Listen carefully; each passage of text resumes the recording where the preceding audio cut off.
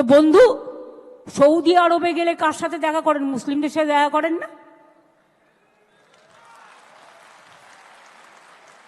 मैं पहले कभी नाम नहीं लिया उनका, लेकिन अगर होम मिनिस्ट्री खुद কালিদাসের মতো যে গাছে বসে আছে সেই গাছের ডাল যদি ভাঙে তাহলে তো বলতে হবেই ভাই, কিচ্ছু করার নেই। इतना जल्दीबाजी आपका क्यों है? आप तो प्राइम मिनिस्टर कभी नहीं बनेंगे। मोदी जी चला जाने का बाद आप क्या करेंगे? आपको तो আপনাকে তো হামাগুড়ি দিতে হবে। সবচেয়ে দেশের ক্ষতি করেছেন আপনি। মোদিজিকে আমি রিকোয়েস্ট করব, দয়া করে লোকটাকে কন্ট্রোল করুন। সমস্ত এজেন্সিকে দিয়ে দিয়েছেন ওনার হাতে, আর উনি সমস্ত প্ল্যান তৈরি করছেন। এন্ড মুর্শিদাবাদ জেলা হলেও সিটটা কিন্তু মালদার মধ্যে পড়ে, এবং it's a pre planned communal rights if I say so.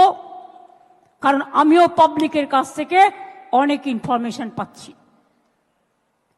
আর মুসলিম ভাই বোনদের কাছে আমি একটা কথা বলবো, শুধু এটা আপনাদের অধিকার করে কেড়েছে তা নয়, এই আইনটি মনে রাখবেন,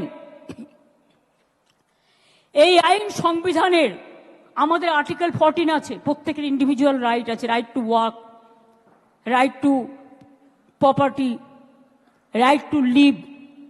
সেই আর্টিকেলটাকেও উল্লঙ্ঘন করেছেন। তাছাড়াও রাজ্য তালিকায় as per constitution 18 and 35, number 18 and 35, this is the state government rights, the land, সেই ল্যান্ড রিলেটেড ইস্যুকেও, যেটা রাজ্য বিধানসভার এখতিয়ারভুক্ত, সেটাকেও কেড়ে নিয়েছেন। ফান্ডামেন্টাল রাইটটাকে কেড়ে নিয়েছেন। সুতরাং এই আইন ফেডারেল অ্যান্টি ফেডারেল স্ট্রাকচার, এটা মাথায় রাখতে হবে। এবং আপনাদের থ্রুতে আমি ইন্ডিয়া টিমকে অ্যাপিল করব, let us be united, let us fight together boldly. This is not an individual matter. It will affect each and everybody. আজকে আপনাদের বিরুদ্ধে করছে, কালকে আরেকজনের বিরুদ্ধে করবে, এরপর বলছে ইউনিফর্ম সিভিল কোড। খ্রিস্টানরা মেনে নেবে আপনার কথা? মুসলিমদের নয়, আপনি বিরোধী বুঝতে পারলাম। তো বন্ধু, সৌদি আরবে গেলে কার সাথে দেখা করেন? মুসলিমদের সাথে দেখা করেন না?